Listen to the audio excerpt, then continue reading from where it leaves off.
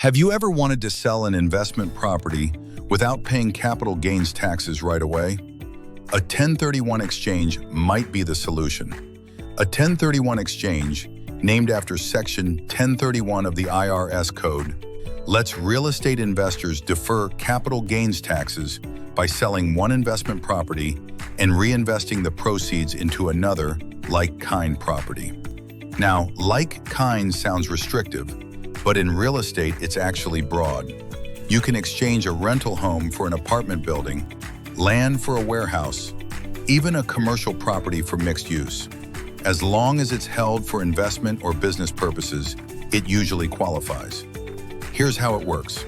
First, you sell your property, but you can't touch the money.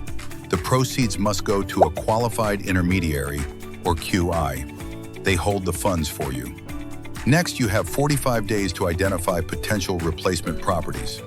You can list up to 3 options. Then you must close on your new property within 180 days of the sale. Meet the rules and deadlines, and your capital gains taxes are deferred.